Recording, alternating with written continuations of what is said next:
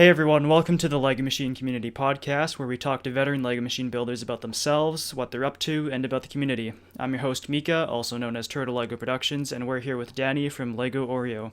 So Dani created her channel on October 25th, 2014, and mainly uploads vending machines. So Dani, how are you doing? Good, and you? I'm doing pretty well. So the first question we have is, when did you get started and why? I got started on October 2014. I remember I was like 10 and it was my first day of vacation because here I start school in January and finish on October. So it was October 25th and I wanted to make something new for vacation, something that would kind of entertain myself. So that's when I decided that I would create my YouTube channel. And I do remember that I didn't have a phone number by that time. So I was like, oh, Mom, please, can you give me your phone number because I don't have one and I want to create a channel.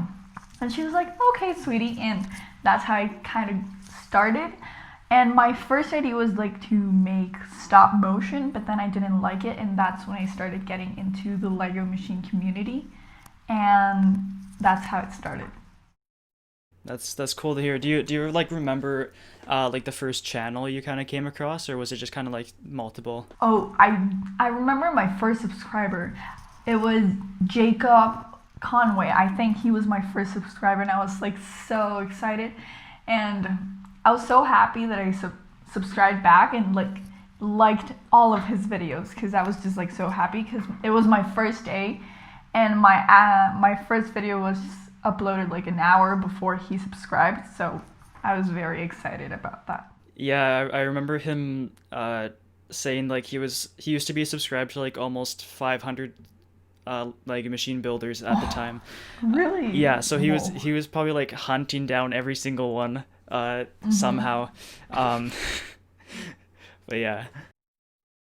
Second question is, do you have any builders that have inspired you over the years? Oh yeah, definitely. I think Astonishing Studios was the main source of inspiration for me. I just wanted to be like him. That was my goal. And every single time I would watch a video of him, I would just immediately feel inspired and started building. So he was my main source of inspiration. And also ElectryDragonite. I did like his machines, but for me, they're not my favorite ones because he used a lot of Mindstorms and I don't have them, so it's not that easy for me to recreate his machines because I didn't have the equipment that he had. Yeah, those two are definitely the main ones that have inspired so many, and especially definitely. in the podcast, I think almost everyone's mentioned at least one of them. So yeah, they've definitely been a large part of the community and have definitely helped the community grow and innovate their machines over time, and especially now with Astonishing Studios, how he's innovating to what was it? I already forget the term. Food automation. Food automation. Yeah. So moving on from just selling you just drop a McDonald's burger. Instead of doing that, you're actually making the burger and then selling it. So it's a whole new innovation, and who knows what'll happen later on with the smaller creators if they go that same path. Yeah, definitely. All right, and third question is, what's your favorite machine in the community? When I was little, my favorite machine was from Astonishing Studios, the Airhead Xtremes. I just love that machine so much. It was so colorful. And right now, I would say probably the newest one from Astonishing Studios, because it's a whole different machine, from what I'm used to seeing. This also has an iPad setup where you can choose options and toppings, and also the video when he was competing against a person. The time was so close, and I was wow, this is so cool that a machine is almost the same time as a human being. And that's what is interesting me right now. I want to do something like that too. Yeah, that's just the amount of innovation he's brought into the community, especially with this new video. It's a whole different style that nobody else has done, and I'm pretty sure he'll start he'll continue to do kind of like the similar type of video. But I just had a podcast with him yesterday, and he was saying like one thing that he wished people would do more in the community is like show more of their personality. So that's like what he's doing now. He's like showing his personality. He's showing more than just a machine. He's showing the human interaction with it, and how his thought pattern and everything goes into the video, and that interests the outside viewer a lot more than just Lego machine builders. Yeah, it's also about telling a story, like not only showing the machine. I think it's like very interesting when you see a person do something like, and they show you the entire process, how they started, how it's going, and the final product. Like, that's probably very interesting. And also, I think that this generation, like Gen Z, loves to see everything fast. Like, they have very low patience. So when you show something like, okay, this is how I started, and you explain it in 1 minute, this is how it's going, another minute, and the final product, you get like an entire item that was built in less than 3 minutes, and you can see the entire process and the things that the person had to do in order to achieve his goal. Yeah. All right, moving on to the next question is, do you have any tips, tricks, or secrets you would like to give out to people? Probably like, take your time building the machines. Don't do them like because you have to. Like, you really need to feel inspired. And I think like the best ideas I've had of Lego machines, I have them like right before I go to bed, like right before I sleep. That's when I have the best ideas, and I just have to write them down. And I don't know why, but it's like I feel the most creative like right when I'm gonna go to sleep. And I would also recommend like looking for innovative ideas. Like, do not copy someone else, like copy paste, like maybe add some elements, but nothing like exactly the same. Like, do things that are gonna make you stand out as a creator. Yeah, one really important aspect you said was write down your ideas. That is something I regret not doing. Like, I remember when I was younger, I always had ideas, but I never wrote them down, so I forgot all of them. Like, almost all of those ideas I forgot, and they were really good ideas. And I just can't remember what they are anymore. Write them down. A good place to write those down is in the Lego Machine Community Discord server. There's an ideas channel. Write those down. Other people can build them. I'd recommend doing that, even if you want that machine to be built yourself, but you may not end up building it, and it would be really cool to see other people build your ideas, but write those ideas down. Yeah. All right, and next question is, what would you like to see different in the community? I would like to see more storytelling, to be honest, because those are the type of videos that I love watching. And I think like with storytelling, we can become a more creative community, but that also inspires more. And I think like I would also like to see old creators that I used to watch when I was little, like make machines again, because like it would be so cool for me. For example, I think the channel was called BrickMachines. I don't know if you know who she is, but she used to make like machines that were so cool, and I just felt really inspired every time she made a machine. And I think like that's what I would like to see, like more innovation and creativeness. Yeah, I've seen that happen a little bit more often now. With some older builders who haven't built for like 2 years, like they've come back to build a few machines. It's really cool to see those old builders build again, even if it's just a small little machine. At least they're making something, they're publishing something. It's always a good nostalgic factor for people who were people who were growing up with those same machines. All right, well, next question is, has machine building helped you in some area of life? Oh, yeah, definitely. I think it helped me become a more creative person, I think. And it also kind of introduced me to engineering, which is the career I want to study. It's called mechatronics engineering, and I got through that thanks to Legos. And also, I think like a lot of people in my school know me for my YouTube channel. Like, oh, that's Lego Oreo. That's the girl that builds Lego machines. So it's also kind of like a personality factor. And yeah, I think it has helped me a lot, to be honest. Yeah, it's definitely also helped people with their creative pursuit and innovation and learning from their mistakes. It's a large part of like machine building that everyone faces when they're building machines, and it definitely brings those skills on to other areas of life. All right, moving on to the next question is, what type of machine would you like to see someone make in the community?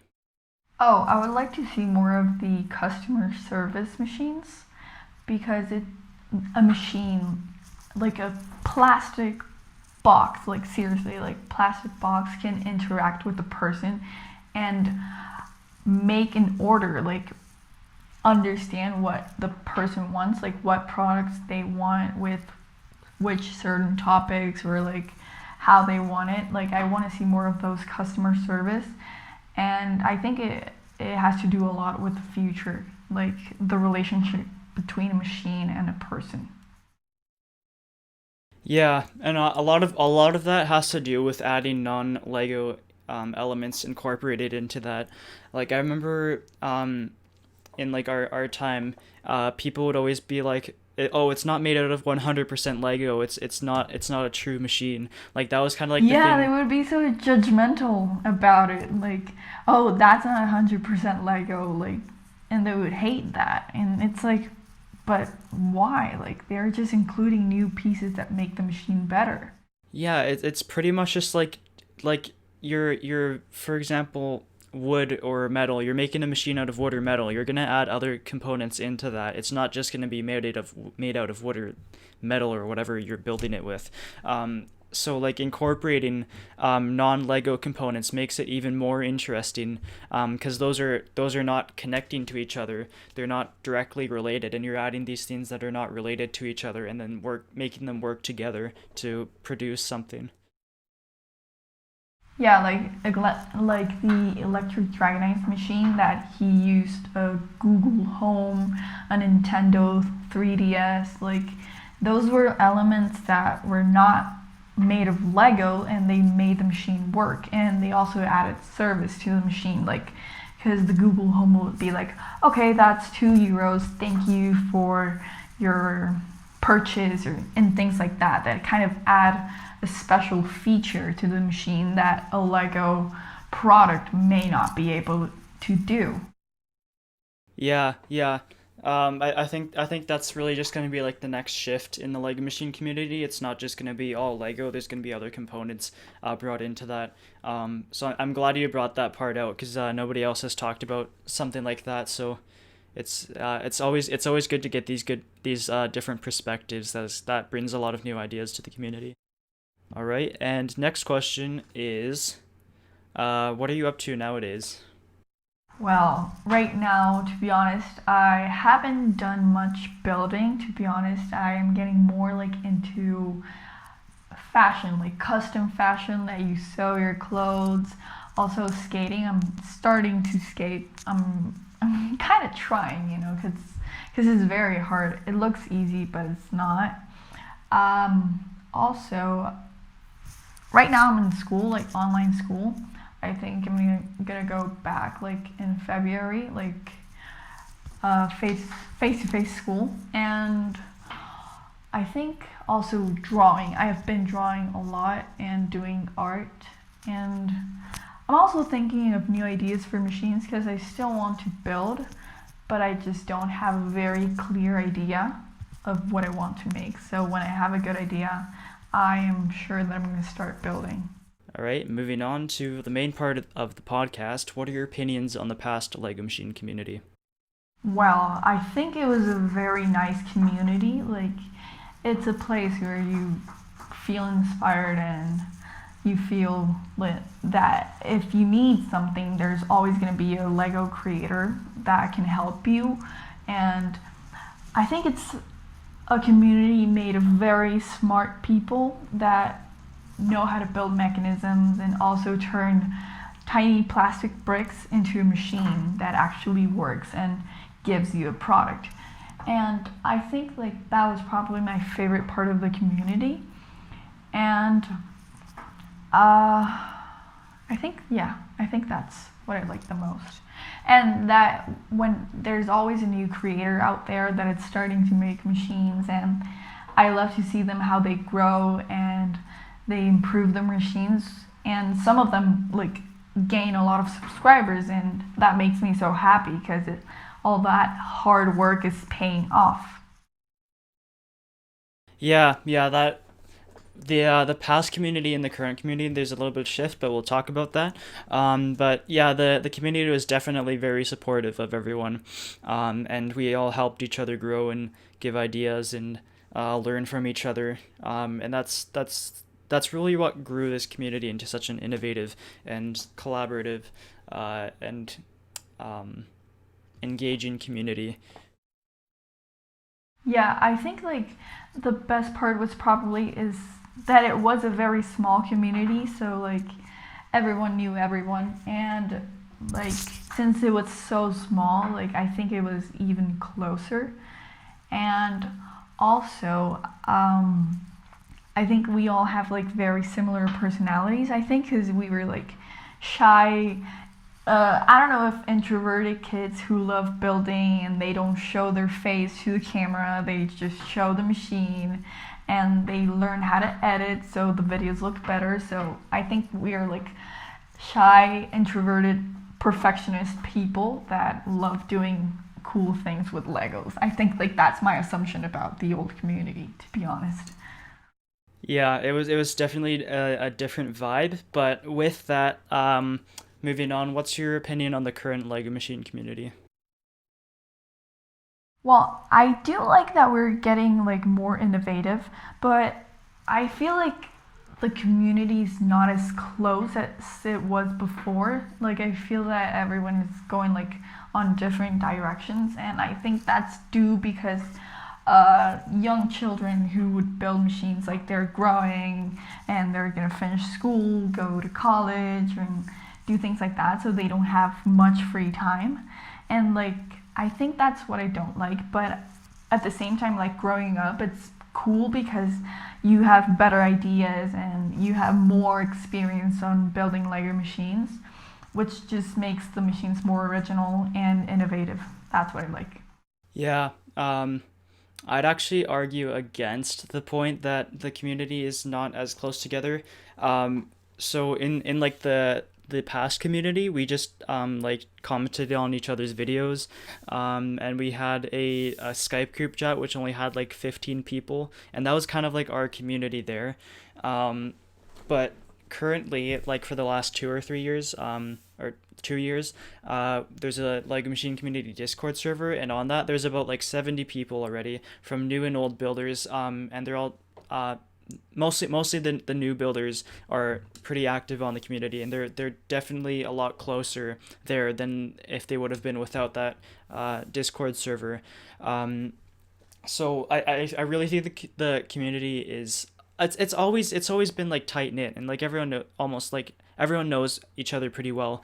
But like it's brought it to like a whole new step, and people are learning like how like people's personalities are going. And I think on a different note, Astonishing Studios like new video styles with his like talking and everything, that's been picked up by these smaller channels that are like the same age as when we started, and they're already trying to kind of like replicate his video styles in a way. So when they're older, if they're still building machines, they're gonna be a whole lot more innovative than we were, in terms of like video style. So it's really interesting to see how that goes. Oh yeah, definitely. Yeah. Yeah, and also with that, what are your opinions on the future of the Lego Machine community? Oh, I think it's gonna be like much better. Like the machines are gonna be much better than what I think. Like that's when your point comes in. Like children are learning more things and like in a community that it's more advanced, so that kind of puts them in an advantage because they have acquired skills that when we were starting building, like, we didn't have. So I think like that's why the community is going to be so much better, and probably with the Discord server it's going to get bigger and more people are going to join and kind of share their ideas, and I just see a very positive future for this community. Yeah, and I think like when you're starting out, I think it's a good idea to upload a lot of videos because that can kind of reach out more people, and when you're getting started, like, that will help you a lot to start building your platform and gain more subscribers. But as you start growing, I think it's a more clever idea to kind of stop uploading a lot of videos and focus more on quality. Like, maybe for starting out, quantity is more important because you're trying to reach out people. Yeah, so the quantity aspect has definitely helped this current community grow to a much faster rate than we were back in our day, and like it's definitely helped other smaller creators be motivated to create more, and that's a really good aspect of it. But I also think that quality is just as important. There's a few builders that are uploading consistently and with quality machines, but for a general basis, I think quality machines are more enjoyable. But there's just one thing that I've kind of realized over the years is when you focus too much on quality, then that starts to like take the fun out of machines, for like on a personal basis. Because like I always tried to like pursue for like quality machines, but that really burnt me out, and it honestly was super stressful, like more stressful than a lot of other things I do. Yeah, and it's like, I think I started building because I wanted to make something fun, like something entertaining, and when you actually focus a lot of in quality, that's when you kind of like suck the fun out of it, and that's probably why I started feeling less inspired, because as I grew, I just realized, oh, I need to make this better, and maybe if I change to this, so like, I am a very perfectionist person, so it just like made me feel stressed and anxious, like, oh no, my machine's not going to be good enough. Like, I started worrying about something that should be fun, not extra work, you know. Yeah, so like with that, I'm kind of like on the fence if like people should be like doing quantity over quality, but I'd really just say for the builders watching is just do whatever you want. Don't feel forced to make a decision to do quality over quantity. Just do whatever is fun for you and whatever will make you last in the community, because what in the end, it's really not about the machines, it's about the community and how you've developed like relationships and friendships with people in the community. That's what really lasts, and that's why I'm still here because of the community, not because of the machines. Like, of course I still watch machines that catch my eye, but it's really the community aspect of it that brings me back and makes me stay in the community. Yeah, at the end it's more about the person than a machine. And that's why I think like storytelling is very important right now, because you're giving more traits about your personality, and that can actually help you like connect with other people and make new friends that might feel the same way when they're building a machine or when they finish it. Like, I think that's very important that this community continues growing strong and also like developing in a way where you can make more friendship than before. Yeah, I fully agree on that. Yeah, it's really about the person, and I think if people add more of their personality into their videos, that'll really help them and their friendships and stuff grow in the community, and let people know that you're not just a robot making machines. Yeah. You're really a person. There's a person behind the camera making all this content for you.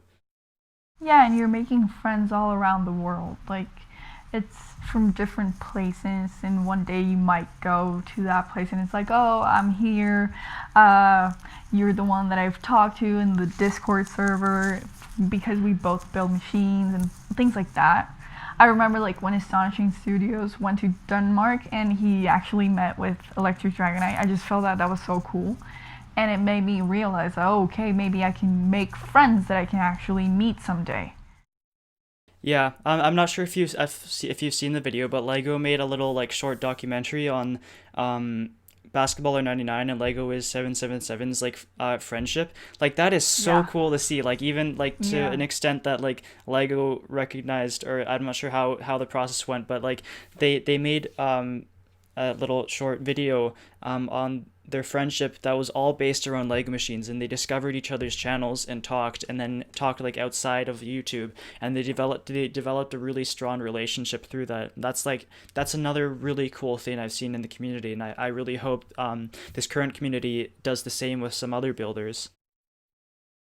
Yeah, it's a very good example of what you can do with just connecting with other people that also build machines. Like, it's very cool that through technology you can make friends that you don't even know, like in person. Yeah. That's it for my questions. Do you have anything else you want to add to anything? I just want to share something. I think I participated in one of your contests like 5 years ago. It was like so long ago. The It was a ultimate battle contest. of Lego. Yeah, that was a name I forgot, but yeah, it was so fun. And I remember that my machines were not good, and I was like, oh, that's actually good judging, because like the machines didn't deserve a 10, they deserved like a 4, but but yeah, that helped me a lot, and like with the feedback I got in that contest, I think like that's when I actually started adjusting some things to make them better, because like my very first designs, like they were like different colors of bricks and they didn't have like a specific pattern, so they just looked like very strange.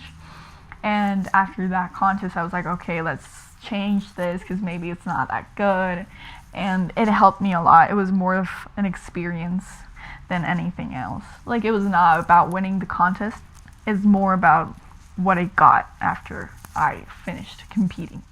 That's so cool. Thank you. um, Yeah, I think I just remember being like, yeah, I just got to be honest with these machines. Like I seen like so many other people give like super high scores, but like I'm like I'm a pretty honest person. I say Very what I mean to critical, say. like, Yeah. yeah, and I was like 11. I was like, oh my god, I got a 5.3. It was concerning. And that's why I decided, like, okay, this is bad. Like, I need to change this. Because I didn't have any feedback from anyone else. Because, like, in my family, I'm the only one who builds Lego machines.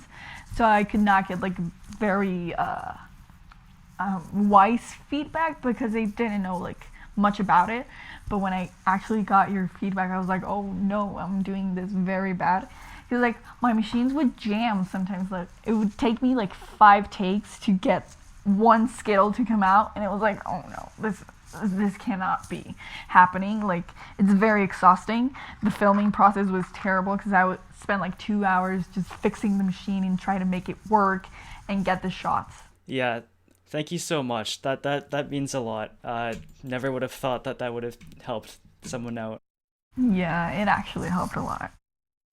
All right. Well, that is our time for the Lego Machine Community Podcast. Thank you so much, Dani, for joining in this episode. It was great to see these new perspectives. And we will see you in the next episode. So, see you later. Thank you. Thank you. Bye.